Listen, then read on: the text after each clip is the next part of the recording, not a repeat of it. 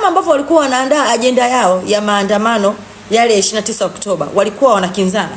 Kuna ambao walikuwa wanasema maandamano ya amani ambayo ni haki kikatiba, na kuna ambao tunafahamu fika walikuwa wanapost kabisa mtandaoni kuwa watachoma watu moto, watakata watu vidole, wataua watu, watalawiti watu. Na safari hii pia wana ajenda hizo ambazo zinakinzana. Baraza la maaskofu hilo limetoa waraka wake, ambao waraka wake hautaki kuwawajibisha watu waliokuwa wa kwanza kuhubiri kuwa kutakuwa na maandamano ya kuua watu na kuchoma vitu vya watu. Haijali kuhusu waumini wa kanisa Katoliki ambao mali zao zimeharibiwa kwenye hizo vurugu za 29 Oktoba. Linazungumzia vifo tu.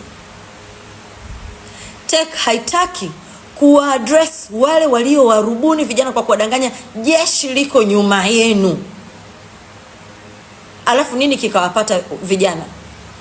Kwa maana hiyo ina support watu wanaosema uongo siku hizi. Kwa nini hawa watu walioongea uongo huu haijawa address? Na leo hii kuna kijana mwingine tena anataka kuungana na hawa watu. Mwanzoni walikudanganya kwamba jeshi liko nyuma yako, wewe toka. Kwamba sababu zao za maandamano ni valid, kiasi kwamba jeshi litawaunga mkono. Alafu nini kikatokea?